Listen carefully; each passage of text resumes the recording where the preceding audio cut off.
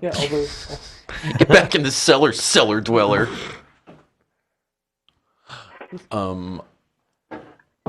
Is that an orc? Yeah. Oh, sweet. So, in honor of Tasting Nitch, we have some Euro beers. Three of them were the only beers they had when I said, "What beers do you have that are from France?" Two of them are probably awful. One of them might be good. And one Stefan 1516, just because it sounded fun. They're all number beers. Yeah. All right, let's fire it off. She's already laughing at us. Great. Awesome. What? So bad. All right. Cool. Let's start with this. It's going to be bad. Yeah, This is going to be like Cheap Beer Corner on For Brewers. I want to get your mortified reaction on the actual show here, so let's fire it up. Welcome to Four Brewers. My name is Matt Becker, and as always, I'm joined by John Holzer. Jason Harris. Greg Nagel. And we have a very special guest on, all the way from Paris, France. We've got Nichole Richardson, a.k.a. Tasting Nitch from YouTube. What's up, Nichole? Hi. I'm so glad to be here. You sound so thrilled. And to just preface what's happening here, we were like, we should have some French beer because we're having a guest from France on, and so we got Cronenberg. Cronenberg 1664. I've never had this beer, so I don't have a bottle opener. There's one right there. Greg, Would mine you ever broke. buy this beer? Would you ever look at this beer and be like, ooh, delicious? No, Green never. bottle and shitty labeling. Yeah. That's what I want. It's got flags on it, though. You're like, oh, sweet flags. We gotta Yeah. check Was, this like, shit out. Napoleon into this shit, or My theory is that this beer sells 100% on the vacation nostalgia market. Like people who are like, oh, I had that when I was going through Europe and it was a delight. I can smell the skunk from here, and I haven't even, like... Yeah, and It's you like- can see this guy. I can see it. Like, You can see, like, the fumes. My levels. Oh, this is seriously Cheap Beer Corner level of beer. I mean- this is not good. All right, well, while we're enjoying... You and your cheap beer obsession. Oh, it's fun and you know it. Come on. This wasn't even that cheap. Well, so Nitch, well, you aren't from France originally, right? No, not at all. So how did you end up there? I married a French man. Oh, sweet. The old-fashioned way. We're divorced. Oh, okay. Not at all. So you just ended up staying in France, and like, were you into beer before you got there, or how did that come up? Yeah, no, I've been into beer. Well, I try not to get into the beer physically because that's usually a brewing safety hazard. But I grew up in Oregon and lived in California and Hawaii, and I've been surrounded by really good beer my whole life, and then moved to Australia and realized that not everyone is graced with this beautiful, accepting beer culture, and then started blogging, and then got pushed into France and realized I was just an evangelist. I was all of a sudden a missionary, and I was the most intelligent beer drinking person in the entire city where I lived before Paris, and then became really an advocate for good beer. And how long and have you tried been... teaching people this like skunky beer. They're like, that's what that is. That's what we're drinking. No. We'll just use our drinking this as an educational experience. Educate all of our listeners. Yeah. I think drinking this is a cautionary tale. You guys are really drinking it. Okay, good. Get in there. Get in it. Yeah, It's actually it's called 1664, and in French it's called 1664. That's how you say it. awesome. It's actually like there's a good beer kind of in there, but that skunk just ruins it. yeah, for sure. The skunk's blown off a little bit. Yeah, I think it blew off quite a bit, actually. It's Yeah. got like a biscuity, like cool malt character to it, like a little bit more malt than you normally get out of your random light lager pilsner from whatever country of choice. But I don't think it's that bad, actually. Yeah, I mean, After a point. I mean, after Yang Jing and those experiences, like it's not the skunkiest beer I've ever had, that's for sure. But I don't. The fact that it's in that conversation doesn't speak well of it. That's true. It's like electing a president right now in the United States. Yeah, probably not. I don't think they even care. Yeah, 1664. Yeah, that was when it was bottled. it's about what it tastes like, but it's okay. So I mean, so Actually, you're in, from 1664. yeah, that's when why- they bottled it. We're drinking stock, history. their entire stock was brewed in 60. They just brewed a shitload of beer that year. It's not even. It's less than 12 ounces too. Is it twist off too? No. It's so No. old, Dogfish Head is going to brew it again. Amazing. That was a good joke, John. Wow. Thank you. Good Well job. I want to go ahead and give you props for that. So, Nitch, what? So, I mean, obviously, Paris, especially Southern Paris. I mean, Paris is like wine country. I mean, what's the beer scene like out there? I mean, is it a majority like people enjoying like imports, like those type of enthusiasts? Is there a good micro scene in France at all? Like, how does that? What's it like out there? I would say, if you look at it on a very global scale, and I love to study beer on a very global scale, France is behind in Europe by a lot because we have to fight that wine thing. Not because other countries haven't overcome that. You have Spain and Italy is massive. Their beer culture is beautiful. Lover Beer is one of my favorite breweries in the world right now, doing sour beers. And Spain is massive when it comes to craft growth. But the French are notorious for being very skeptical and late adopters. So it's not even, it's just validating the fact that beer has a place at the table that's different from, I guess, just from wine.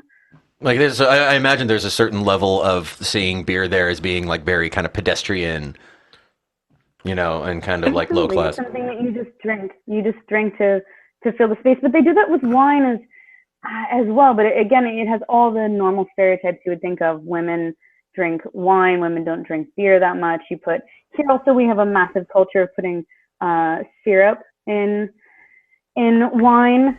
And also the wine industry has actively taken over the government.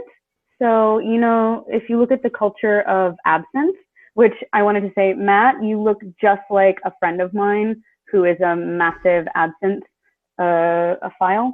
Oh, Freaks. right on. I think. I can see Matt like having like the fancy little spoon and being like, "Allow Oh, dude, witness yeah. my absinthe ritual." Oh yeah, no, that kind of like drinking ritual is like just fussy enough for me. Yeah, that's that seems exactly. like I'm totally like in the your more wheelhouse. the more steps you have to go through, the better the end result is going to taste. Obviously. Yeah. So. But you don't even have to. Absinthe in itself is this beautiful mix of herbal qualities and beautiful distillation, and it doesn't need to be all of those things as well. It's a whole another world of beauty. But what happened is when absinthe became stigmatized because it was doing so well, the wine industry was the one who started a massive campaign saying that absinthe drives you crazy. That like Which is wormwood false. is going to make you go insane and that kind of stuff. It's absolutely false. 100%, at this point, 100% false. And it's been proven that it was the wine industry who did advertising to create that image. And they're That's still intense. fighting it today. You know what's funny though? That image is kind of romanticized today. Like people who get absinthe here are like, "Yeah, it's crazy. You're gonna hallucinate. Yeah, I'm going to go nuts. Yeah, you're going to trip balls, dude. Yeah, it's Drink a gonna lot of be. it. Yeah, it's gonna be fucking crazy, Because man." you're getting drunk. Yeah, that's the thing. Tequila too. Like, relax. Yeah, it's the whole thing about like Yeah. Thujone's the chemical in it, and it's like you would have to drink so much that you would die before you would feel any physical effects from the wormwood. But so I mean, can you like see like the wine industry actively like fighting against the beer industry out there? I mean, they can't be happy about all these beer imports coming in from the States and from everywhere else, right? Because it doesn't happen. It just doesn't happen. Well, I mean, if you. like, Sorry, I didn't mean to cut you off. Like what she described, the culture is kind of what you see in like high-end restaurants here. Like, go to a high-end restaurant and try to get beer. They'll have like Bud Light for the guy that only will drink that. But like you can't get good beer at a nice restaurant. Yeah, Some it just doesn't. places- Very few. Yeah, some places are coming around. I mean, do you- French Laundry, they're kind of Right. French. Well, that's true. They're not at all French. They have French in the name. Yeah. Yeah, I mean, do you find yourself going out to eat and finding like any beer on tap, or is it just like the Anheuser-Busch kind of spin-off stuff? here for me, no. No, you don't get anything. Beer itself is so heavily taxed. We're right behind the UK. It is exorbitant.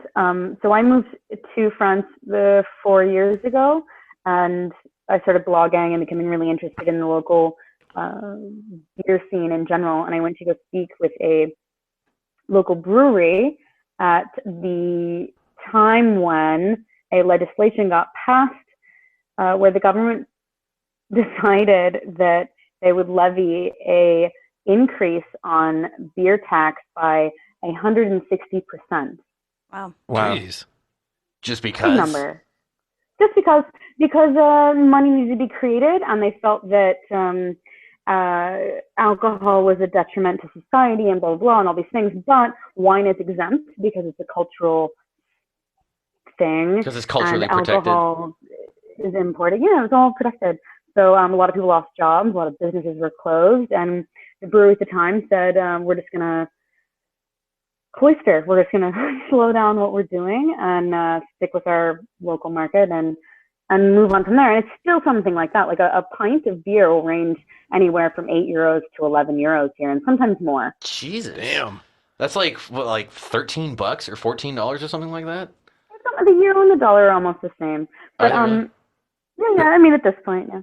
Even still, 8 to 11 is like really on the high For side. a pint. I mean, Yeah. like Ireland is like €4 Yeah. a pint. I mean, like if you wanted to get like that, your Sissus and Cat, you could probably get a pint of that for like $6.50, maybe $7 or something like that. Stella is the cheapest thing. It's a shit bag beer. Nice. Which always. Speaking of shitbag beers, we have another Cronenberg now. Yeah, right? let's do the next Cronenberg 1664 Blanc. The Blanc. Yeah, we're doing a Blanc in no a blue green bottle. bottles here. It's in a blue bottle because Fancy? I looked it up on their website. It embodies the elegance and taste of France, and the modern and elegant blue bottle makes it perfectly adapted to all moments of conviviality. It says that? Conviviality. Yeah, that's on the Carlsberg Beer Group's website for this. That's amazing. I'm feeling rather. I'm very convivial right Yeah, now. I'm feeling super convivial. It's It is very Blanc. yeah, it's a wit beer. It looks like it's white. It's fluffy. It's got head. So Oh, wow. Are you drinking anything, Nitch? At the moment? I found this beer that I wanted to try because I included it in my World Beer News. It's called Izzy Desta, and I had it before, and I had remembered that it was nondescript and non-offensive. But this company is doing something this weekend in the UK, and I'm sure they're going to peddle it around in other places. But they're doing a photo booth. So it's a beer photo booth. You go in the photo booth, you get a picture taken, and they put your photo on a beer mat, and then you also get beer samples, and it's all for free. If you can find wherever it is they've put this photo booth. So I tried the beer, and what I love about the company is that their styles, as you would say, yes, they have an extra white. That's the Extra style. white. Extra white, baby. And Nice. extra Trump white. would love it. Yeah, extra blonde. Or the extraordinary IPA. nice. Extraordinary. It's extraordinary. It's not just extraordinary. It's not just outstanding. It's just It's just extraordinary. just extraordinary. I like that. And it smells like feed, and it doesn't taste like hops, and that's really non-offensive when it comes to whatever it is. How is your beer though? Smelling like feet really seems like it would be offensive. Like that seems like exactly the kind of offensive like aroma that you would get out of a beer. I mean, there's Like some it. We cheeses. like the A good sweet- cheese. I've had some good cheeses that have foot aroma. That's cheese though. That's different. That's like not foot. There's okay. Some types of beer maybe are supposed to taste like foot. I found a cheese, like I generally like pretty funky cheese, and I found my funk limit. I got this cheese that was like liquid, and I don't remember what it was, but It was liquid feet. it was like liquid feet. I was like, Was it Camembert cheese? too goddamn funky. Like the kind that has the Camembert is crust that you- delicious. No, I don't remember the type. It was some weird one I got when I ordered that Chetty Topper from Vermont. Famunda cheese. I forgot about the cherry top. Oh, the Chetty Topper was good too. And they sent me I just extra free cheese and a handwritten note. I love Vermont. So how is this beer that we're drinking? What the fuck is wrong with this beer? What is What's it? going on? I don't with even it? know what it is. It smells like No one fruit. drinks that. You realize you just paid whatever X amount for that beer, and no one, I don't know anyone, I've never seen this anywhere, and no one drinks it ever. That's because the must be French are correct. smarter than this.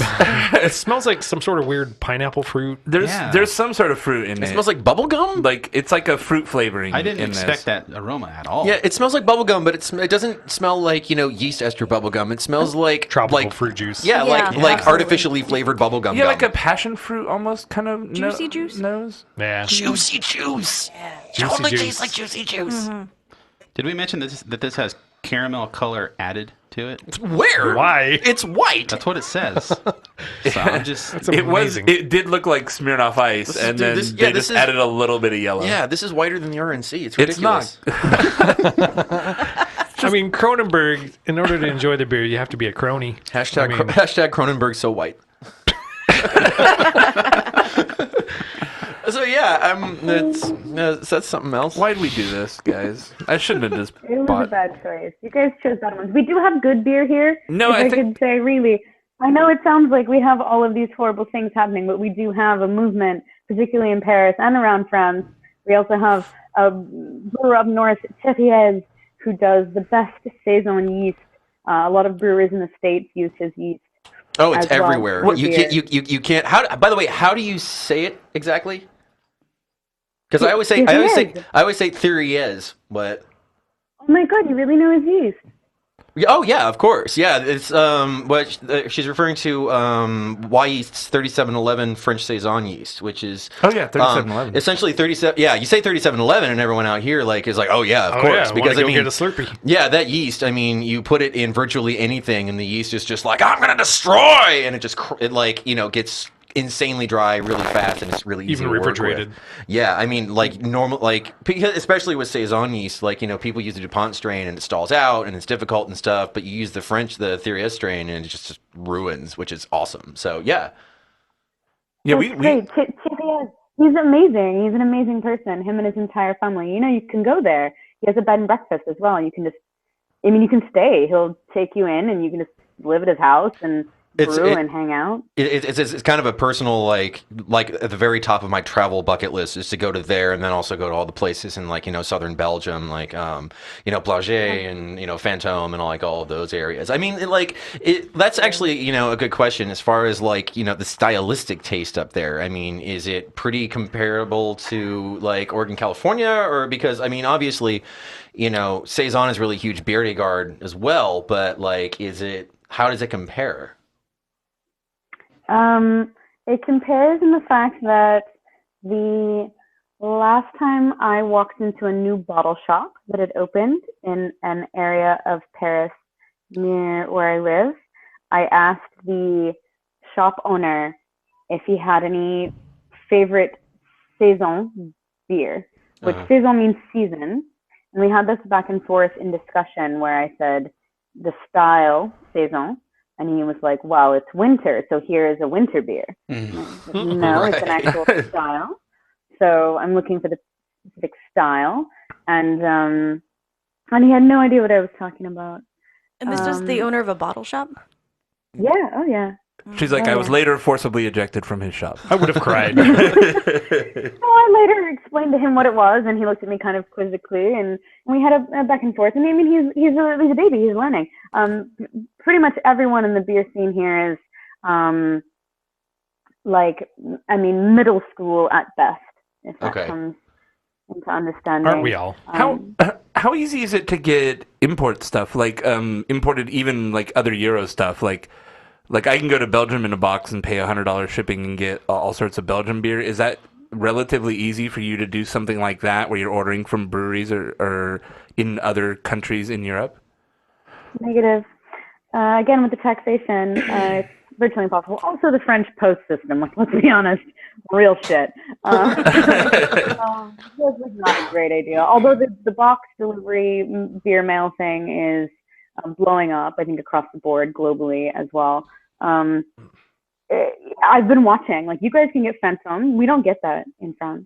You guys get Really? way more Belgian beer than we can get for sure. I mean, Belgian it's- exports like 60% of their beer. It would take you like 3 hours to drive there. I do understand that, but I have to drive there with a big truck and then come back, which Oh, I have yeah, done. sure. Don't get me wrong. Like, I go with friends and we do this. But we have problems with that. What about like Beerdegard? Is that like even like on the map, like all the old school, I'm gonna pronounce all these wrong, but like, Saint Sylvester and Tremont, like all those breweries, all the like bigger breweries up north, like are those even a factor in like the scene out there now? Yep, so we can get those. We can get things like that. Those are like grocery store beers. But It's funny to watch. as far as like enthusiasts though, I mean, is there like a certain like reverence for those brands, or is it more of like those are the old stalwarts who've been doing the same thing for years, and so who cares? Yeah, absolutely. No one cares. No one cares. It's the same. Like, no, when I was here, like the first year that I was in France, it was like I think I had probably a good 6 months of just like, oh my God, all the Belgian beers, and when the seasons change, you start to realize that you also want your beer to change with you, and that's the beauty of beer, is that it can suit your mood and your weather and however it is that the world is going around you. And so having like Trappist beer every day gets a little redundant and painful. It's sweet and heavy and can be quite difficult for the palate. So you want like something with a bit more hop back, and the only other option is maybe a bad knockoff of something from Germany. And the French, as you can tell from your beer that you're having. Speaking of hops, not I know Stone, just started making beer in Berlin. Has that made it across the border yet? Yeah, we had a great release. I'm having a piece that I'm going to post on my blog, tastingnitch.com, in the next coming days, because Stone is one of my favorite businesses. Greg Cook is a genius and a wacko, and all of his business endeavors with True Craft and now branching off Arrogant Bastard Brewing or whatever he wants with that. And those are all really interesting. So I love following this. But they were just here for a press release, and yes, they are here, but it's so expensive. Again, with the taxation, most people that I know that have beer stores or bars just can't afford it. It's spendy. Imports are really expensive here. Wow. How is something like Paris Beer Week, considering there's such a problem with prices of beer and the scene in general? Because that's a thing, right? Paris Beer Week? Yeah, I'm so glad you bring that up. I love it. Paris Beer Week is it's a special thing because it's really curated. We try to make sure that not a lot of people can just be part of it as well. It is really curated, and in that it can be kind of cliquey. So if you're not friends with people that are part of Paris Beer Week, then you may not also be part of Paris Beer Week. But if you're cool like Brewdog, then you do get in. Well, then I imagine you also avoid things like, Cronenberg, taking over and, like those kind of, like the really big, like, or like what's the amber lager, the French amber lager that's everywhere? We think, have Afgham or Pelforth or... I can't think of the name right now. When you do, you'll be like, oh yeah, that obviously. Fisher. Oh yeah, that's in bottles. They're not that often on draft though. But we do have Heineken, who tries to butt in. Heineken is a real big contester because it's easy drinking. Corona is one that's everywhere because, again, that's considered Oh, yes. And it's expensive. Oh, it's expensive for what it is here, too. That's true. Yeah. Well, but people will say that it's easy drinking. They say in French that it's a beer it's a bière de soif. It's a beer of thirst. It's a beer that you drink when you're thirsty, which... I try to explain to them that, molecular compounds that make up beer and how it works with your body, and then also skunking and those flavors. And it doesn't really hit people. It's a lot of branding. Yeah, you're like, no, but it tastes like butt. Like, it's like, yeah, why? But they're like, yeah, but it should. Like, that's how beer should taste. What? The other big one that we have here, multiples, are the what do you bière musée? It's the beer with flavored beer. It's tequila flavored beer. Desperados, Cubanito. Ugh. Wow. Oh, those are so popular. It's painful. So when people drink Corona, do they do the lime thing? Is that big over there? Can you even get limes there? Yes, only. Oh God, it's such a delicate balance of insanity. Yes, there are only limes in bars. There are never lemons, even when you order something like a Long Island iced tea, which traditionally would come with a lemon. They only have limes because Hemingway made the mojito quite popular. And so every trashy, shitty dive bar you walk into will give you crushed ice, limes, sugar, rum, and a bit of very sad, very unsanitary mint. So that's always available year round. In the middle of winter, you can have a nice, trashy mojito. So you can always have a lime. I'm like getting a stomachache just hearing about that mint. I'm sorry. It should be noted that right now we are actually drinking a French classic. We're drinking Gavroche. How do you pronounce that? I don't even know. I don't know. Can I see the bottle? Gavroche. Yeah, where's that camera right there? Which I can't camera is it reach. Matt, on? Oh, sorry. I'm doing a bad transfer. That beer right there. Gavroche. Yeah, Yeah. we don't drink this. This isn't very available. Yeah, like this is like, and that's the thing that I'm wondering is You like, guys get so many more things than we get. yeah, well, and it's I funny. was just at the store, and you know what's at our store? Fake knockoff IPAs. Les is doing IPA. Of course they are. Saison and Cat, these guys, Cronenberg, they have an IPA. All these shit brands keep slapping on IPA on everything right now. And it's like they're like, but it's 20 IBU, and like that's the only difference. They don't put IBU on there. They don't. That's not. I don't even think they know what they mean. That's something for the nerds in the brewery to worry it's about. just like the kids these days, they love their IPAs, so we've got We to like the IPA. yeah, like exactly. we had that Guinness IPA, and that was god awful. Oh God, yes. Oh yeah, that was brutal. Oh, and then didn't They give that to us for free. Thanks, guys. yeah, they did. Yeah. Yeah, and then also like what's Newcastle is doing an IPA that was one of the most Oh, yeah. painfully bad. That was pretty bad. Yeah. And a clear bottle. Was it? I think it was in a I dark think so. bottle. Yeah, I the think so. Newcastle. I think it was in. I think it was. all their Yeah, they've dark been bottle. doing like a seasonal like special Newcastle. Yeah, they've been like, putting out they've been putting out an abomination every 3 months for a while now. They always have like fun names. It'd be like Newcastle Werewolf, but it's like just a crap red ale. Yeah. Tastes like a exactly. penny. Yeah, exactly. Like, do you like blood? Yeah, they try. Yeah. Listen, this Newcastle. vedette that I have has hashtags on the back of the label. It actually Nice. hashtags itself 5 times and then uses a million multiple fonts. You can't see it, but I wish you could because it's a horrible attempt to be trendy. To be hip. Well, all the hashtags match the little photo booths or whatever, right? They're, Exactly. like using the hashtags, doing the thing. They're going viral. Get one of those viral videos. How do we make one of those? This beer, which is apparently a beer to guard and is 8.5%, It's not bad. It's not too shabby. Actually, really solid. This is actually fantastic. Yeah. I mean, it's like kind of an amber color, but it has that like real toasted malt. Toasty, kind of nutty. It's not super sweet, which is Nah. surprising. I mean, because that's the thing about beer to guard is even the blonde ones tend to be like on the sweet side. But this is actually, kind of like medium dry, and it's quite delicious. So here we were thinking like, oh, you probably have access to something like this. So now I just feel bad about drinking this awesome beer that apparently you can't get. Yeah, this doesn't come in our stores. We get Chimay is very prevalent, Lindemans, but even like, Cantillon is a specialty, or Tilican. These are all things that we have to go and seek out. We're very limited. Also, our system for importation is really terrifying. Yeah.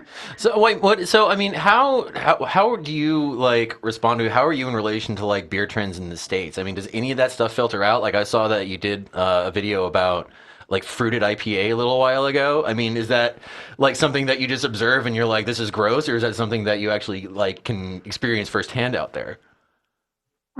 I think because I am so very detached from everything you guys have, I am able to observe what's going on.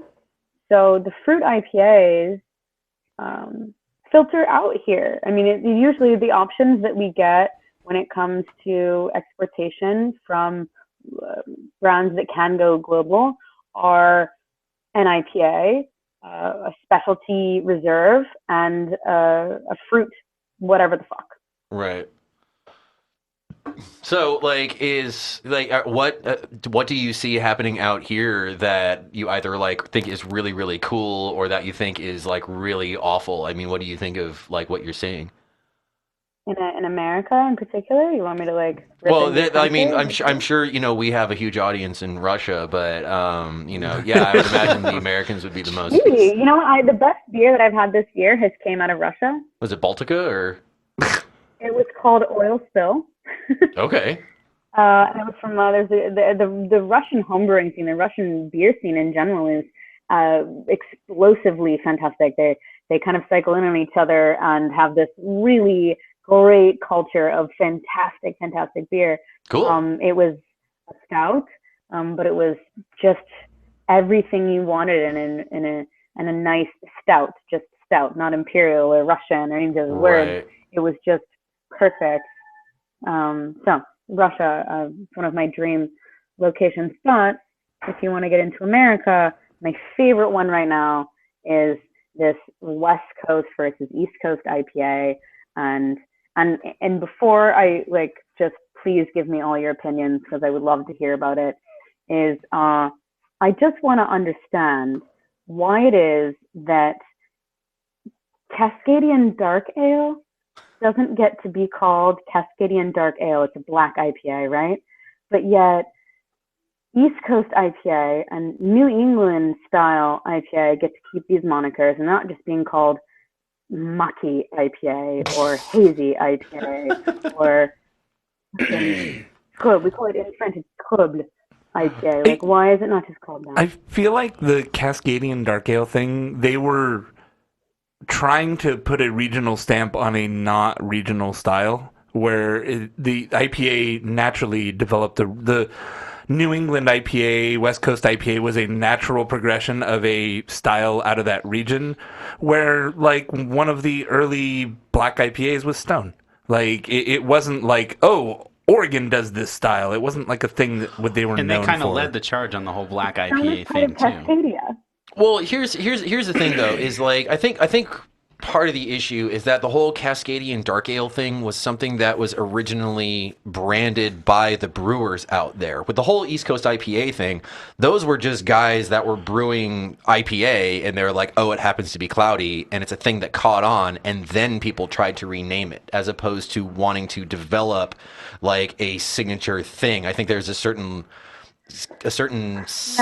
Can you just clarify to me what it is that these are hazy, ugly-looking fucking milkshake goddamn IPAs? How do you just accidentally make one of these fucking beers? And you're like, whoopsies, looks like shit.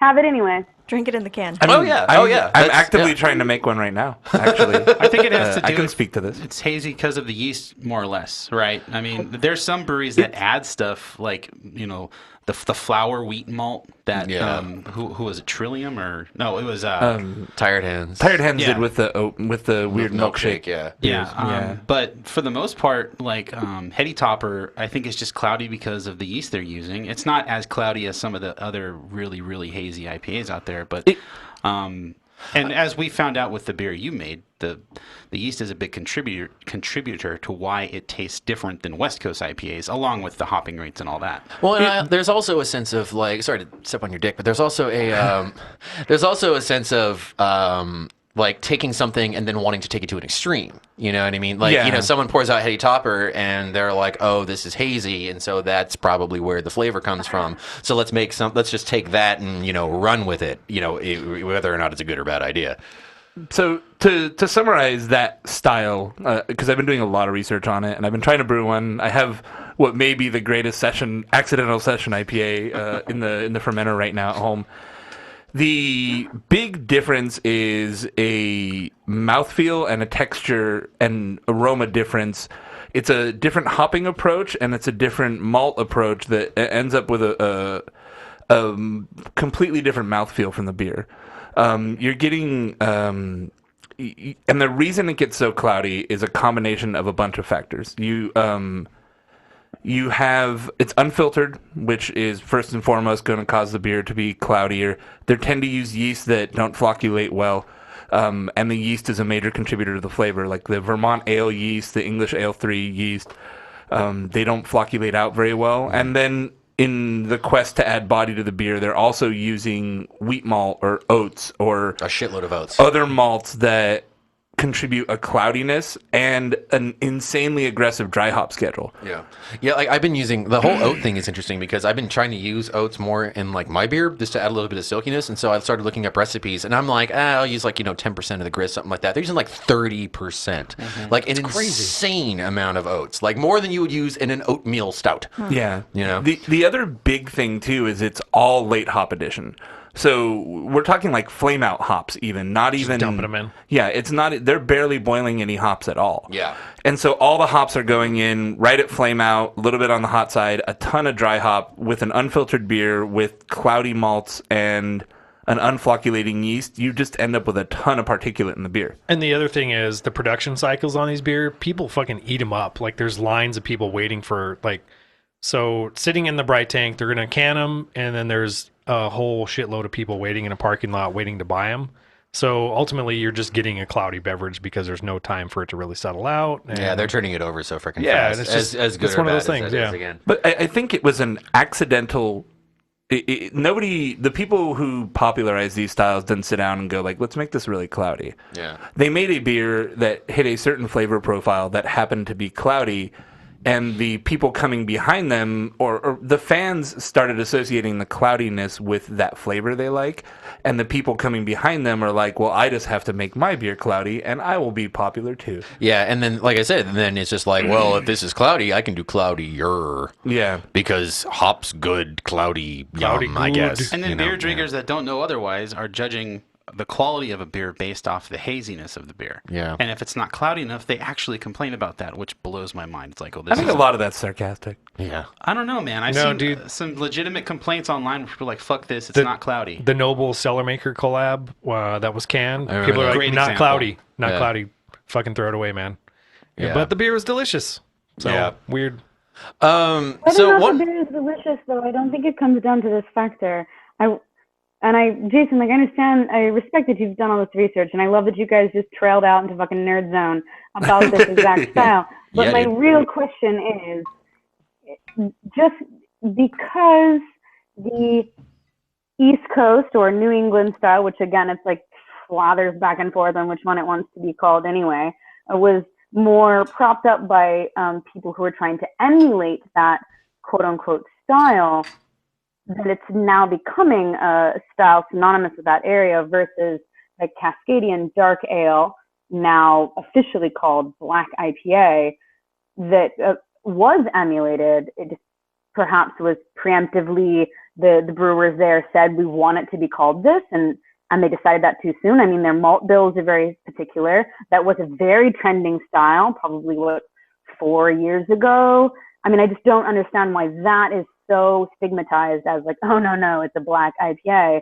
And this East Coast IPA, for whatever reasons, is getting its own regional name. I think Matt kind of touched on it a little bit earlier. One of them happened organically, and the other one was somebody trying to put their brand on a thing that was already happening everywhere else. All of So- Cascadia said, we want. Right. It was like Oregon and Washington were like, we're claiming this style, and other people are like, we've been making that style for a while. Like, we're not going Northern to. California. It's like calling a West Coast IPA, though. Well, We and have West Coast IPA. And I also think that a big thing too is with Black IPA, there was a certain level of popularity amongst like the hardcore beer crowd with Black IPA relatively briefly, but also I think the New England IPA thing is making more noise. It's getting bigger. And it's more, like I said, generated by fans as opposed to brewers. You know what I mean? Because Black IPAs were something that brewers really liked for a while, and then they dropped off on popularity like really fast. They weren't like selling. Everyone had one, and then even Stone ended up discontinuing theirs because it just wasn't selling. And so I think that's a big part of it too. Is that there there was such a precipitous popularity drop off that the conversation was just over before it had even ended. You know, like it was like people just stopped buying them, and so no one really cared. You know, Just like the white IPA too. You know, there was like the wit IPA thing for a while. You know, I don't know if people necessarily buy those anymore. And even that, like, I mean, you know, Imperial Red's been a thing for a long time, but then they slapped the IPA name on it. But it even sells then, 10 times more. yeah, exactly. But even like with that all kind of was like, you know, in orbit around the black IPA thing. You know, and then once that kind of fell off, everyone was like, "Oh, IPA is IPA," and then the whole New England thing happened, which is hitting really hard. Another right now. thing is too, like from a pure business perspective, like outside of the people who really just want to kind of promote their region, branding your beer IPA sells, and so trying to push to brand the beer that is an IPA like beer, not IPA, is going to be like, why the hell would we do that? Putting those 3 letters on the label is going to move a lot more beer. Yeah, cloudy milkshake probably is not going to sell at a bar. They actually call literally it an IPA. called it that from Tired Hands. Yeah, exactly. Hoppy milkshake. I'm sorry, what was that? Tool. Yeah. The slash of the O makes it an You won't find anything here that says East Coast or New England. You prefer New England style? Whatever. That's just mean, like, yeah. What I like about beer is that it's always evolving. I mean, beer is always evolving. I love that IPA is constantly changing. You know, taste changed. I mean, 5 years from now, we're all going to look back at this and laugh. Like, oh, remember those New England things? Oh, my God. Exactly. Something interesting about that is none of the breweries making those beers actually call them East Coast or New England style. Yeah. It's a completely community-driven style designation. Like, those breweries still aren't saying, oh, we're making a New England style IPA. You're seeing it now a little bit here, or like, you know, other places now. I remember seeing a video on YouTube. They were talking about that particular style, and they were talking to brewers from the Midwest that are like, yeah, we've been making these beers for like 10 years, and no one ever bothered to call them hazy or whatever. And then, you know, it blew up, and now it's a New England style of beer. And they're like, we don't care, but like we're still making this beer, and people now think we're making a New England IPA when we've just been making the same beer we've been making. I guess when you regionalize in your name, that's where you start crossing lines. Like, you know, I can see people like us on our side of the continent calling it a New England IPA just because we're over here and it's a clear delineator between what we call IPA and what we would not normally consider an IPA, which is New England IPA. Right.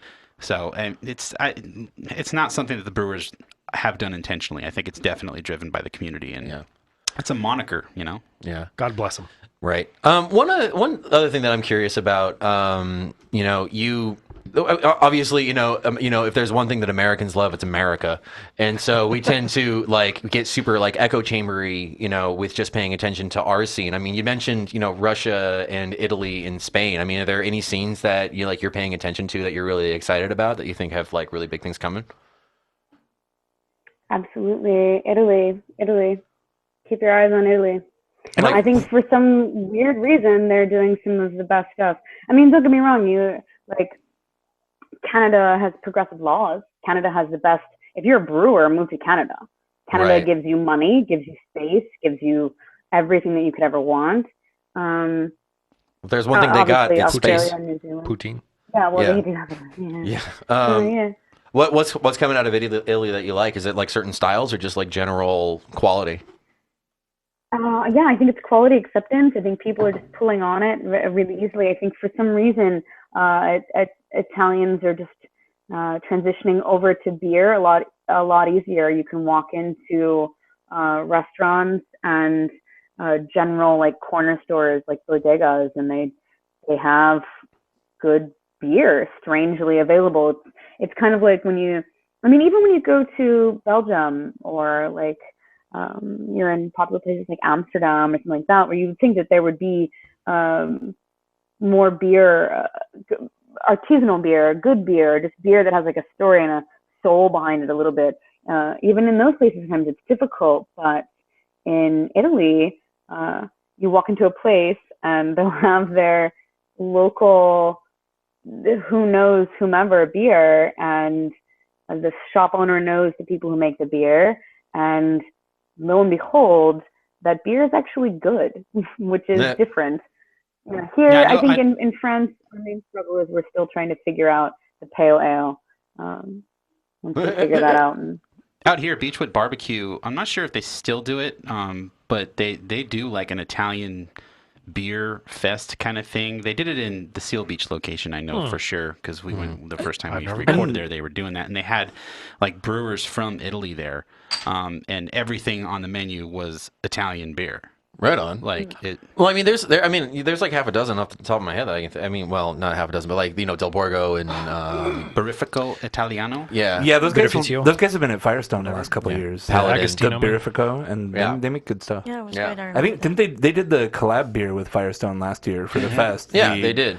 They did the light and dark Saison, I think. Yeah, it was like a saison, and they had like peppercorns. in Yeah, there or Pivo something. Pills was inspired Piccola? by Tipo Pills from Beneficio. Nice. Yeah, it was a dark wild saison with peppercorns, and then the other one I'm not sure what it was. Yeah, peppercorn beer. I still have 2 of those bottles actually. Nice. So. Right on. Hey, Nichole, thanks for joining us. This was a lot of fun. yeah, thank you guys for having me. Yeah, cool. Where can people find you online? Tasting Nitch, everything, nitch.com. I'm on all the social media things. I mostly do YouTube. I have my World Beer News, and then I do my morning beer and all that kind of cool stuff. Day drinking. Just, yeah. Her videos, Yeah, I know. not to speak about her in the third person, but they're really good. They're funny and entertaining. They're I'm a fan. they're easy to watch, and because a lot of times with beer reviews on YouTube, they get really drawn out and boring and Dry. and Next so time, can we talk about beer tubers? It's my favorite thing. If you guys haven't watched anything, I just want anyone on the entire planet to watch my beer mashup. I saw that.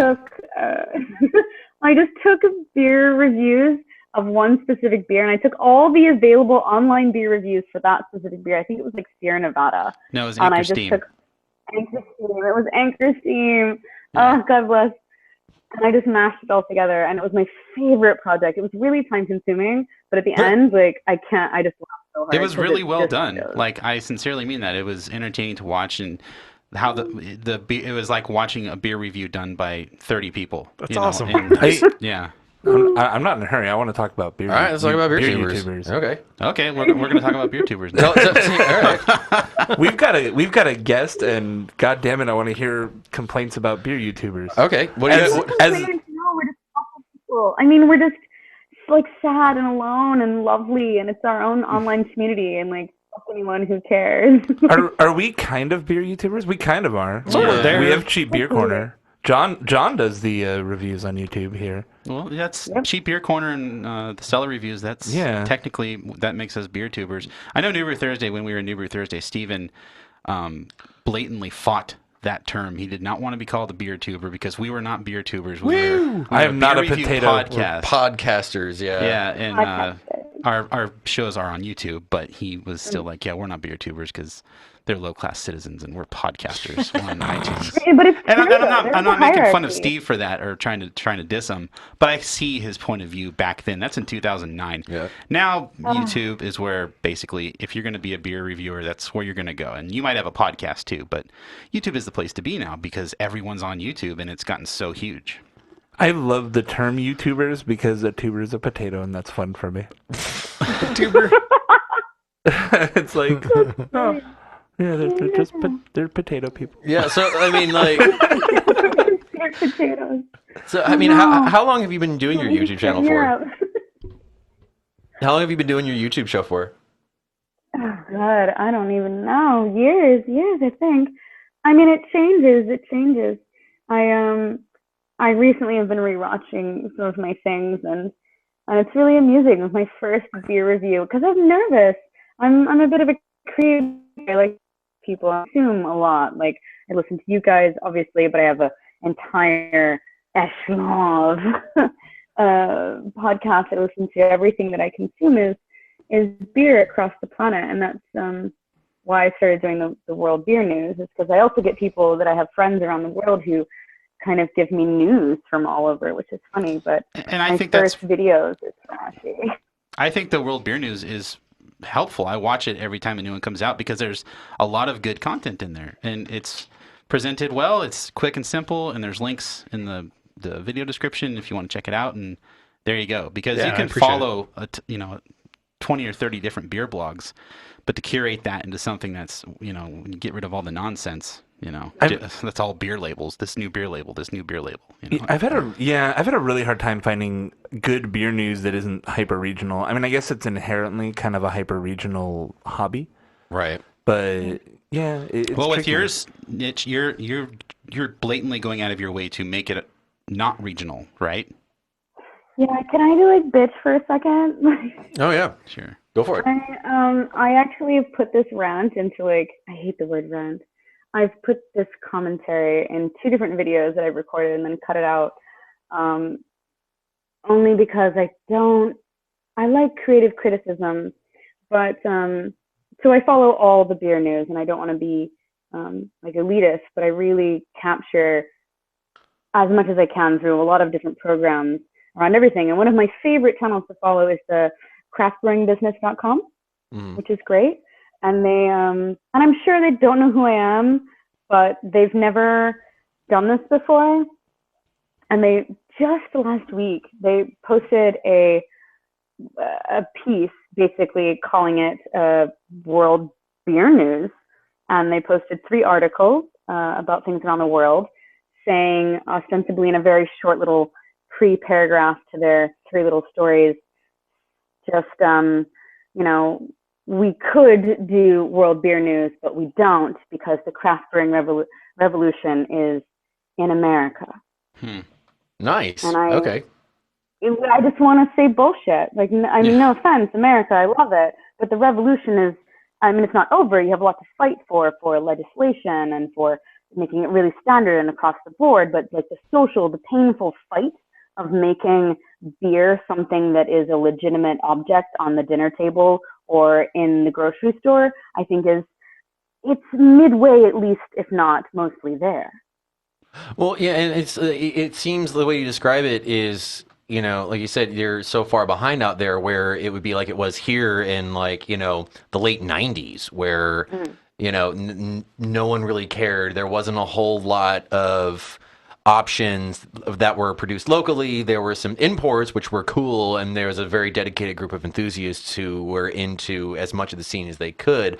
But besides that, like in the greater culture, it was still kind of very not necessarily frowned upon, but it wasn't exactly embraced. Exactly.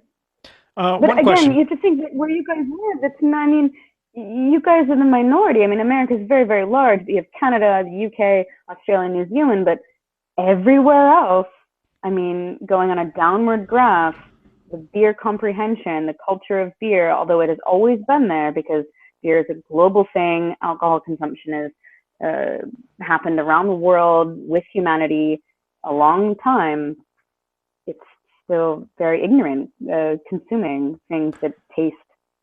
Well, what's funny too, though, is that the general man on the street perception of beer in your Joe beer drinker is that everywhere else has nice good beer and what's popular outside of the craft beer scene. You kind of look at you take a step back. I think the general perception is the rest of the world all drinks good beer, and America's full of the unwashed masses who don't know any better and just drink crap like Bud Light. Yeah, everyone in America just drinks Miller Lite, and that's it. And I think a lot of American people even perceive it that way. The guy who buys Heineken, I think that's his general mentality, which is that the rest of the world is very cultured and very educated on beer, but American consumers just don't know any better, and they just see commercials with women in bikinis and buy whatever's in that. Yeah, Twins. Yeah, well, the most popular beer in Belgium is Stella Artois, and Bud Light.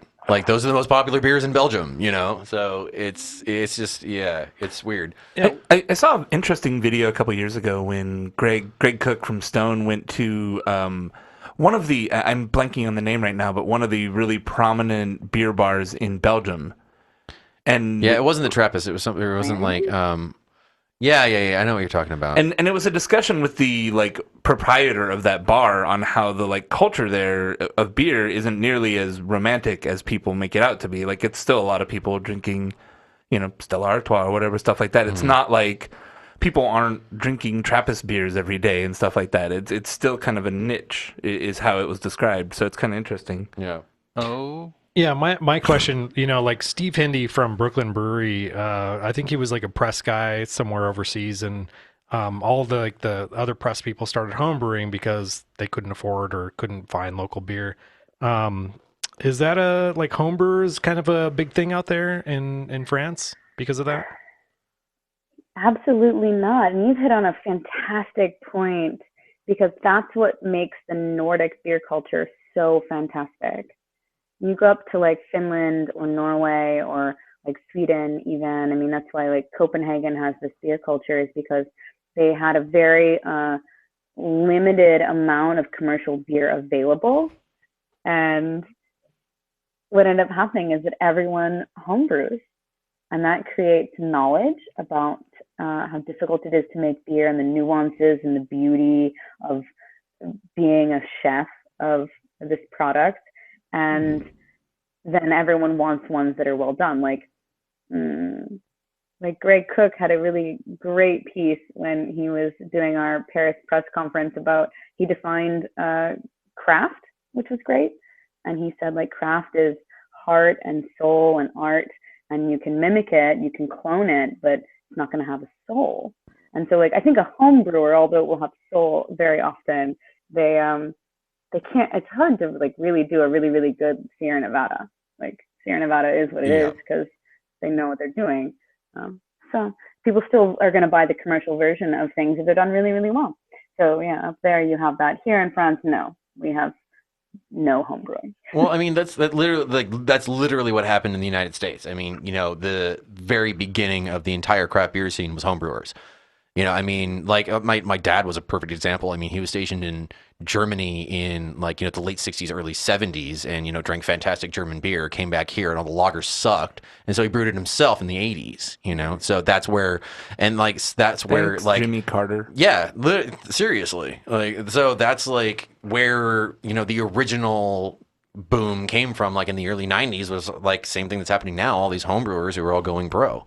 So it doesn't surprise me that that's so huge, and especially Scandinavia, where it's like, well, it's dark for 14 hours. Oh yeah, for sure. We got a lamp. Let's make beer.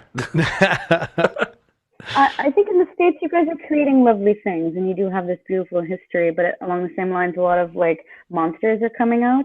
You have HopSi.com. I don't know if you. I think that's where you're from.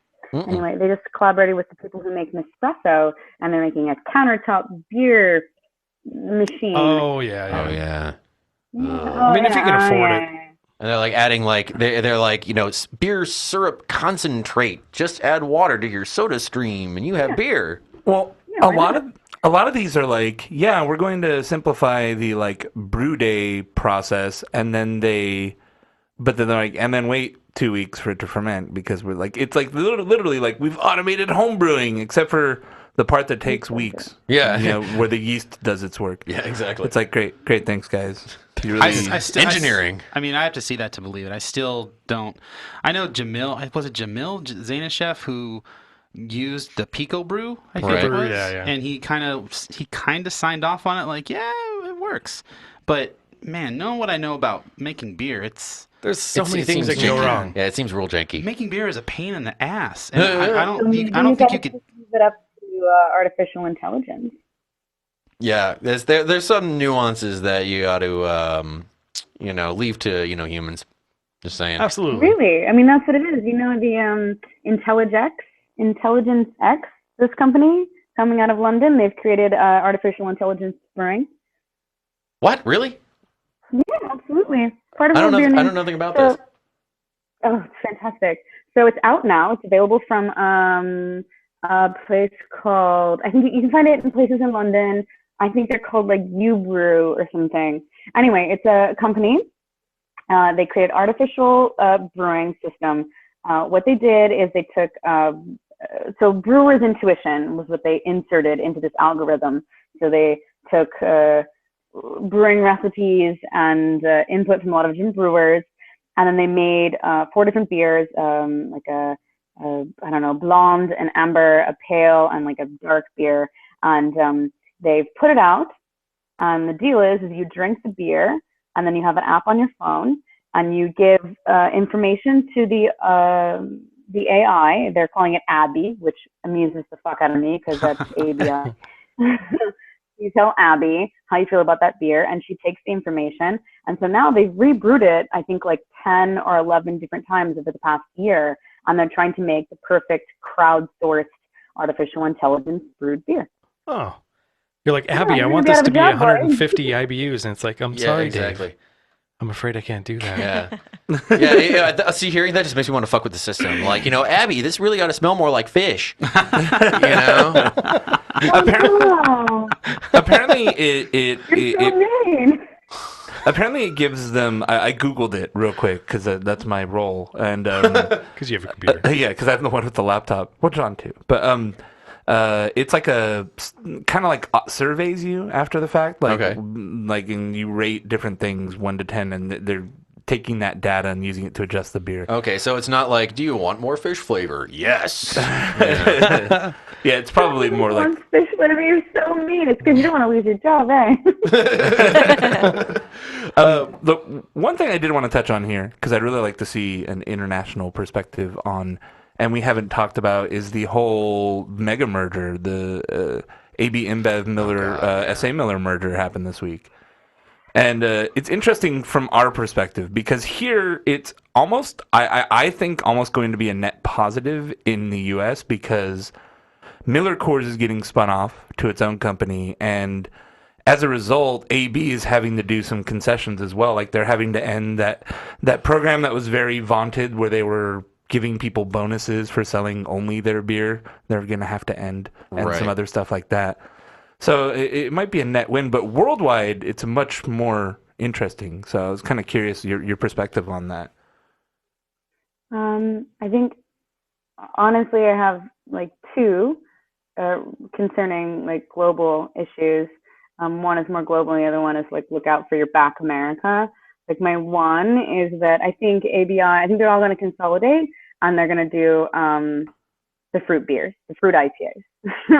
They're going to be, you're going to walk into a little mini mart in a hot, sweaty place in Indonesia, and they're going to have, like they're going to have Bintang. Yeah, it's going to be Bintang passion fruit, and Heineken guava, and it's going to be that across the board. I think that they're going to consolidate to stay alive, and they kind of have to do that and to go a little bit underground. But at the same time, I say in America, like, look out. I don't think you guys realize that Pabst Blue Ribbon is taking the underfoot. I think that Pabst, with their new owner, he's very smart. He is very agile with the brands that he's picking up and the branding and the people that he's hiring. It's young and innovative. And they are making very subtle, beautiful moves within the market that no one is really paying attention to. Like putting out beer, there's reviving old brands and making it beautiful that appeals to people in a very localized way. So, well, yeah, Pabst is and stuff. Pabst is the king of nostalgia brands. Like on Cheap Beer Corner, like half the stuff that we do are Pabst brands of old weird legacy stuff. Yeah, wasn't Stroh's one of them? One of them was independent. Yeah, we were surprised to find it was independent. That was Genesee. That was Genesee. I think Stroh's may have been its own brewery, but because Genesee was one that was brought up as like, oh, I didn't realize this is, and they are their own brewery. Yeah. But so there was another one, and I don't know which one it like was. Schlitz is a Pabst brand. I'm pretty sure. I think Rainier is too, right? Yeah. Stroh's is, I believe. I saw that they were doing independent. Yeah. What's that? Yinling is very independent. Yeah. It's still family partially owned, Miller Coors. Yeah. Yeah, but I saw Pabst was doing Ballantine, which is one of those old American brands that I think was first to do like an American barley wine. Supposedly back also in the 60s. Supposedly also the source of the Chico yeast. Yeah. Fun fact. Huh. Yeah. Yeah, they're bringing back Valentine. There was like another big one, like an old ale that they were going to bring back. Well, they had Valentine had like, I believe what was branded as an IPA in the U.S. like, Yeah. 50, 60 years ago. Yeah, it was like one of the last ones. Yeah. Yeah. And I think that's one of the big ones they're hoping to bring back. Like, it's IPA, but old style. Yeah, exactly. Well, fancy that. The tagline is, "This is your granddaddy's IPA." It's like, had one of those IPAs on a trip to the Orient? Well, try Valentine. Valentine, it's refreshing.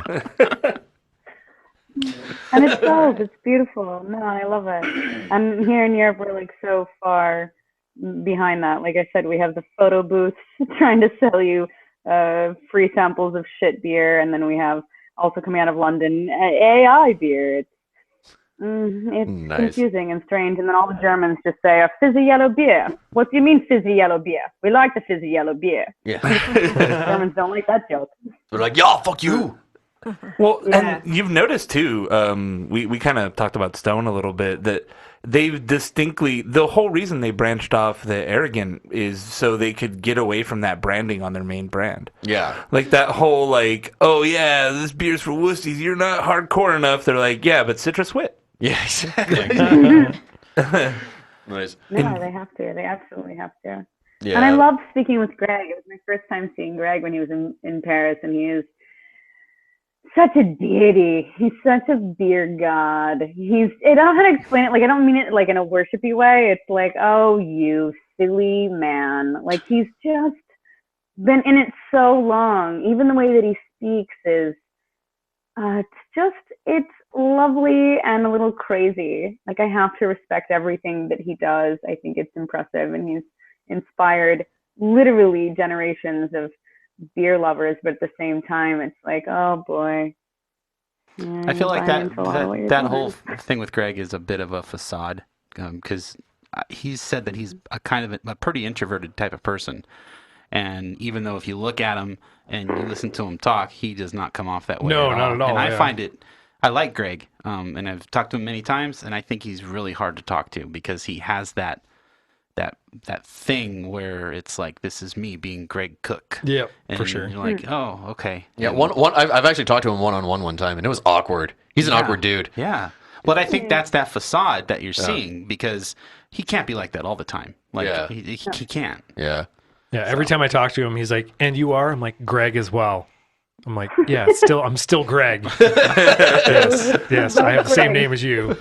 He remembers my Maybe name. you should remember that sometime. He knows who I I am. don't know. Yeah. You know, he had the Cool. same when I had interviewed him. I think that in France particularly, it was like everyone was really backwards. Like, it was lovely. It was really sweet, and I showed up to like the press thing like late because that's what I ride a bicycle. This things happen, and and God, when I got late, like everyone is very French, and so there's translations going on, and they were asking questions like, why do you have the gargoyles on your bottles? And I just obviously am like, don't give a fuck about that question. And my immediate question was, in Berlin, I'm not trying to speculate on your California location, are you going to be installing hotels? And he looked at me with the eyes of the fucking devil. And was like, well, this can't leave the room. But coming out of Escondido in a couple weeks, if you guys all promise you won't say anything, we're going to be announcing that we're expanding into hotels. And I was like, yeah, but the Berlin location, like, I'm sorry to lead up as if I already knew, because I already knew. He just didn't like, I think, having to actually speak with people. Well, yeah. Well, and also, moving outside of like, what he envisioned as a certain script. But I imagine that was like how it would be with anybody. I mean, you either, if you go with a message, then when people start to move outside of the message, it's like, nah. Exactly. Oh yeah, and remember that hotel He's thing? great at it. He's so good. Yeah, totally. Yeah. Yeah, I haven't heard about the Stone Hotel in like 2 or 3 years. They're not doing it. That's because they were like, we're gonna do this, and then they were like, oh, our farm is failing, so maybe the hotel thing isn't gonna work out right now. Oh, Berlin! That was pretty much what happened. Well, hey, Nichole, thanks for being on the show again. It was a lot of fun. Yeah, thank you guys so much. I'll see you around for sure. Maybe I'll send you guys over a bunch of more like less cheaper beer for your cheap Tuesdays. That would be rad. I was thinking it might be fun to have her on again, but we actually ship her some stuff that she wants that we can get and we can drink it together. And That'd be good. There you go. That'd be That's really good. dope. That's a good plan. I'm totally up for that. Definitely. Well, if you want Keep to, you guys up with the entire world as well. Ooh, before I go as well, there's a petition going online, and I want to link it somewhere for the gentlemen in China who were arrested because of the beer labels. Are you up to speed? Yeah, with I this one? can. Well, yeah, For sure. I didn't even know about that. What what is this? Last month, there was one gentleman who was arrested because his beer label referenced Tiananmen Square, which in Chinese, the number, it's like 6 or 9, I can't remember off the top of my head, is actually a word for drink. So there's like a play of words you can actually use for the date that references Tiananmen Square. And he made this series of beer labels that had this on it. So he got put in prison, and then after that, there was also an online personality who got put in jail, and then 3 other gentlemen as well who've been incarcerated, and they're all still sitting in jail. So there's an online petition going on. If we could just kind of push it out there. I mean, it's China, nothing will really happen, but if we could just say like, hey, putting things on your beer labels really shouldn't be something that you should have to go to jail for. The Chinese government's really Right. trying to squash that even happened, and that's what this is all a part of. Yeah, for sure. They're trying to erase it from history, and yeah, that's. Yeah, I did see something about that online. It was Yeah, we'll definitely put it out there for sure. Cool, thank you. I'd really appreciate it. Thank you guys again. It was really great talking with you. Definitely. Thanks, Nichole. Well, if you want to find Four Brewers online, you can find us on Facebook, Twitter, Snapchat, Instagram. You can find all that information on fourbrewers.com. If you want to donate to the show, you can go to patreon.com/fourbrewers and give us $1 a show, $2 a show, whatever you like. It's patreon.com/fourbrewers again. Nichole is also on Patreon. If you want to hit up her page, it's brand new. Oh, that's right, huh? Yay. Throw her some money. Patreon. Right on. If you want to see our YouTube stuff, you can go to fourbrewers.com/YouTube. There you'll find John's Quickies. You'll find Cheap Beer Corner. Also, you can go to iTunes and give us a rating. We want your 5 stars. And if you want to get in touch with us directly, you can hit us at feedback at fourbrewers.com and brew the shit out of it. Yay. Yay! Guys, can we talk about Pokemon? Oh shit! That was a joke. None of these guys want to talk about Pokemon except us. I don't mind Yeah. Pokemon. I caught a I'm gonna Charmander. pee. I'm gonna go Sarah, Pokemon Go to the bathroom. I caught a Charmander on the way here, and I was super fucking It was hyped. very Are exciting. you Right serious? Yeah, I it's my first Charmander. I was pretty Who jazzed. cares about your first Charmander? What are you, 5? It's like, have you ever seen a butthole? Like, get a grip. Good Lord, it's over. You know what I saw the other day, and I'm not even kidding? Some fucking dude. Wait, okay, this is a weird story. Oh, sorry. The camera wasn't in Oh, wait, I focus. can't see anything anyway. What are you talking about? So, I wasn't gonna go out, and my friend of friends said, "Oh, Nicole's not going out tonight," and the other person had said, "Oh, is it because she's playing Pokemon?" So when these people came over to the house, I was downstairs doing laundry, and then I rushed upstairs in a revelation. I said, "Wait a minute. Why would you assume that I was staying home if I was playing Pokemon? Doesn't mean I want to go outside." And the man promptly showed me a hack where you could sit in bed and walk around. You can also put it in bike mode and car mode, and you can go places without ever leaving your fucking house or moving. Oh, no. To which I say, Yeah, you can spoof the GPS and hack it. Then, Yeah, you I've seen people like put them on like turntables. then you get banned. Oh, Yeah, yeah. that they on their previous game that they made, Ingress, the Niantic Labs, there were a bunch of people who did that, and it was well known in the community that it wasn't very much longer that they were banned because the GPS. Oh, because it was really obvious that they were doing it. And the people who are doing like turntables and fans like are just dumb because if you just leave your phone on the table, the GPS kind of fluctuates a little bit and it'll like move, and that's what they're getting. But they're like, oh, if I put it on this spinny thing, it'll work. It's just you would have gotten the same thing if you just left your phone on the table. If you would have just been sitting there the entire time for 3 hours or whatever. But then there's the funny story of the dude who tied it to like a ceiling fan and shot his phone into the wall or some shit. What? It was like tied the phone to the ceiling fan to try to get get that walk time in, and then it flew off the fan and blasted into the wall. Nice. Broke his phone. Nice. Good for him. Well done.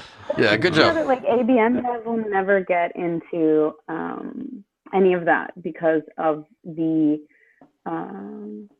what is it, regulation setting, the age setting that Ingress or that Niantic Incorp has put Pokemon on. It's Pokemon Company and Ingress. Oh God, Niantic. So yeah, ABM Bev can never get to it. They'll never be sponsors, but McDonald's will be. Nice. Of course they will.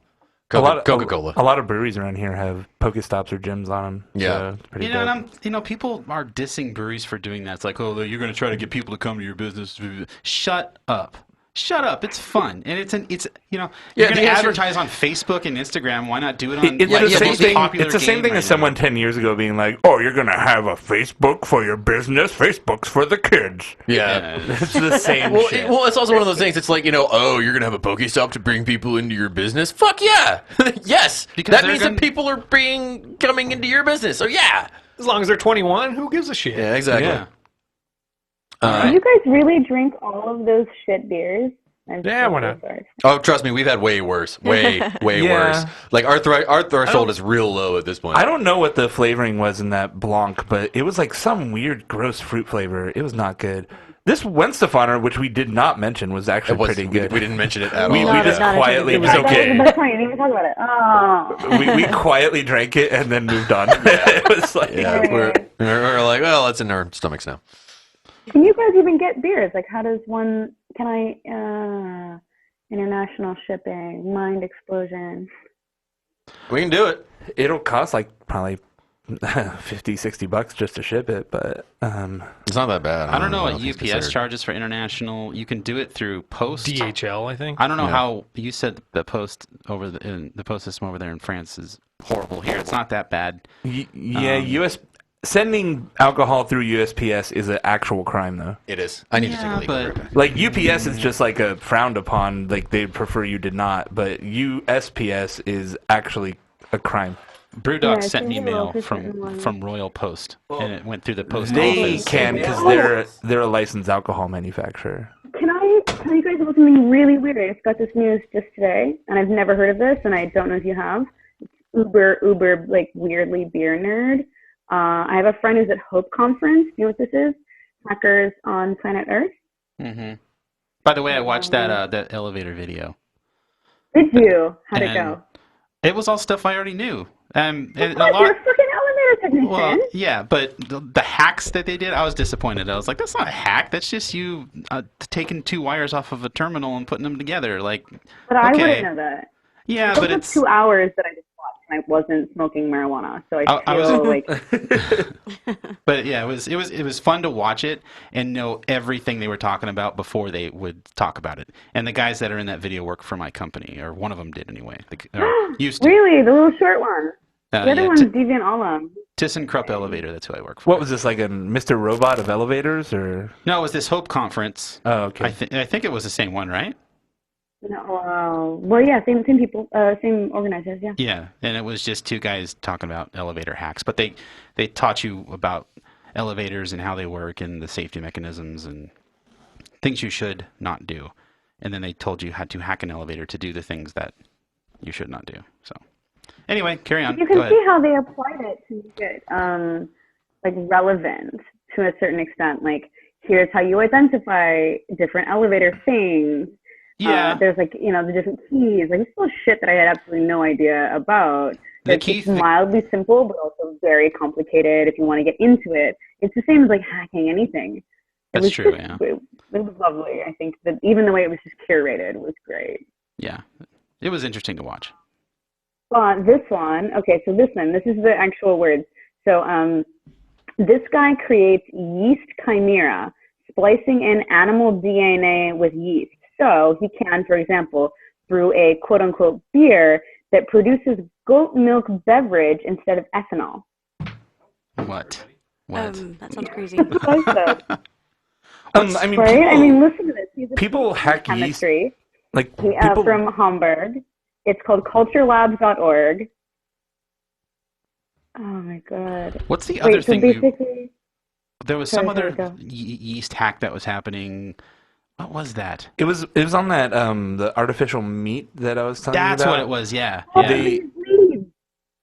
Yeah. They used yeast to grow the heme, I believe is the molecule that makes blood red, and it's an iron-based molecule that. Yeah, that's what it was.